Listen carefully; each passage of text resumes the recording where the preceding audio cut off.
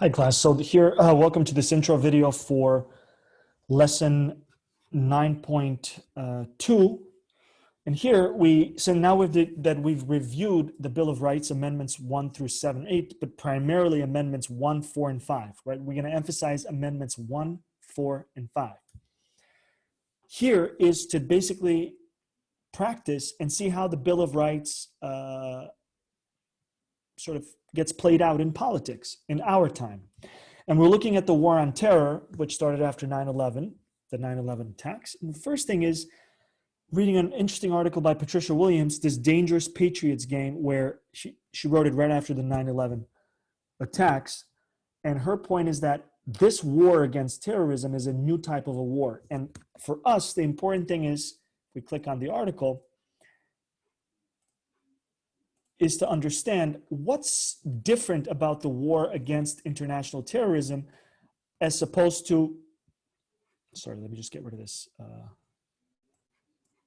ad. Sorry. The goal with this article is to understand what is new, what about this type of war against terrorism compared to like a normal, ordinary war against another country's military. And this is what Patricia Williams is talking about here. So as you read this, think about this, this question, and you're going to see later on in the discussion forum, I'm going to have a very specific question about this first reading in this lesson, 9.2. Then there's another short article, but an important one. Actually, it's the core of this lesson.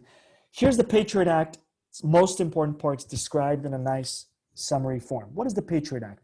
It's a bunch of federal law passed by the federal government right after 9/11, 2001 attacks, which gives the federal government and state and local governments extra powers in terms of law enforcement in order to fight international terrorist organizations.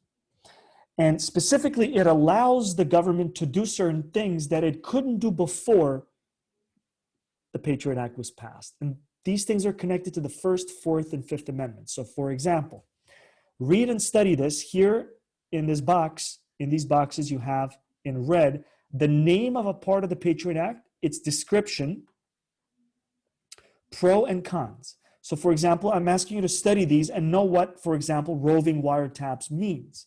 Roving wiretaps allows one wiretap authorization to cover multiple devices, eliminating the need for separate court authorization. So what's happening here is that, remember when we read about the Bill of Rights, specifically the protection against private property, Fourth Amendment,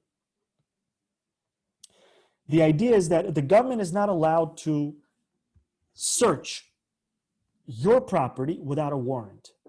But in order to get a warrant, the police have to go to the court and explain to the judge, we think there's a pretty good chance that this person is breaking the law. Here's some initial evidence. Can you let us take a look at their computer? And then the judge is convinced, they'll sign the warrant, and then the police can go and search your house and take the computer and cell phones. The problem is, now that you're dealing with, from the government's point of view, you're dealing with international terrorist organizations, there are, and this is what the Patricia Williams article is about, there are civilian organizations. You don't know who the terrorists are before they actually strike, because they wear civilian clothes just like me and you. They don't have uniforms. They look like me and you.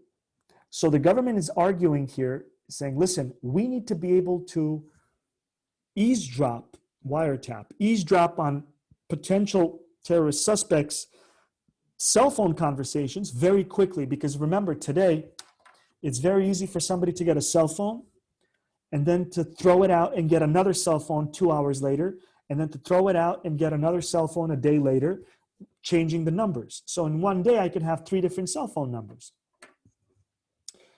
If you want a classic example of this, watch The Wire, the famous HBO series. In one of the seasons, a lot of the drug dealers who are kids and very smart, they do this. They take burners, they buy cell phones, cheap ones, they use them once or twice, and then they throw them out. Why? To make it very difficult for the police to be able to get a warrant on a number, because by the time the cops get the warrant on that phone number is already not being used. They moved on to a new number.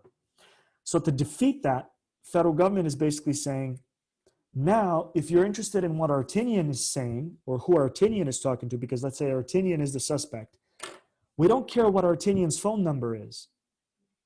We care about Artinian himself, his voice.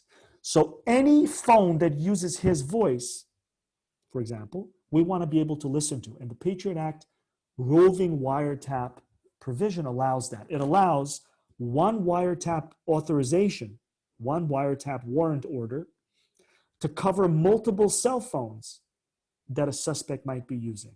So you can listen to 15 cell phones that I'm using, but you only need one warrant. You don't need 15 separate warrants.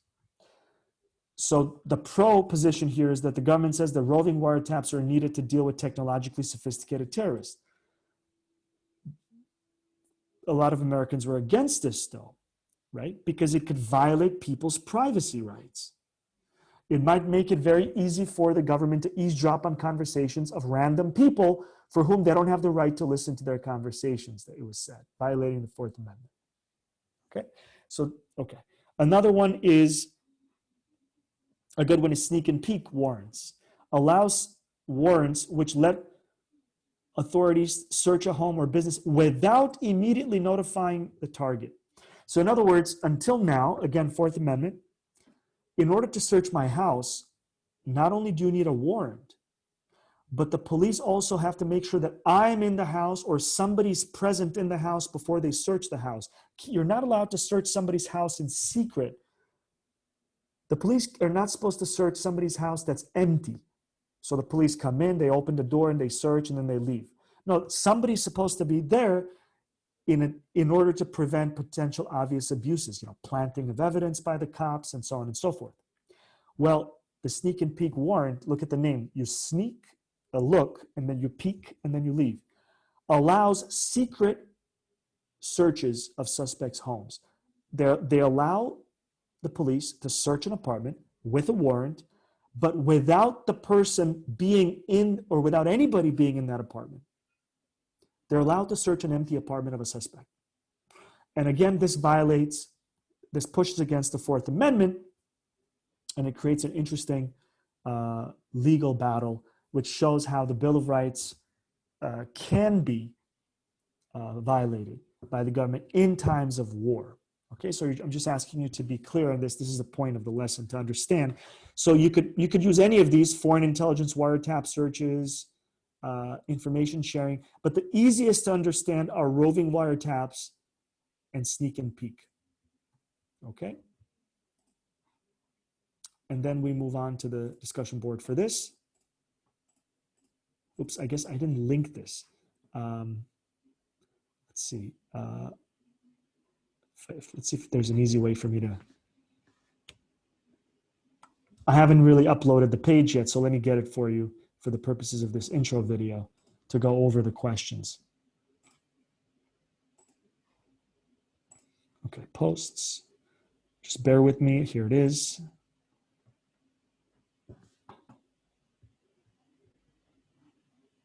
So this is going to be the discussion board. 3 questions.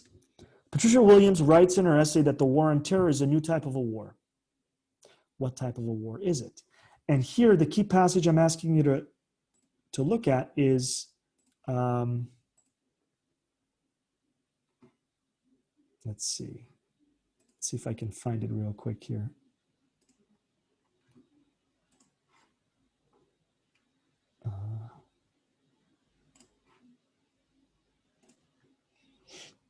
So the key passage in the Patricia Williams article is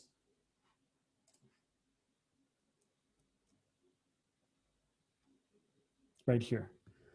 A war against terrorism is a war of the mind, so broadly defined that the enemy becomes anybody who makes us afraid.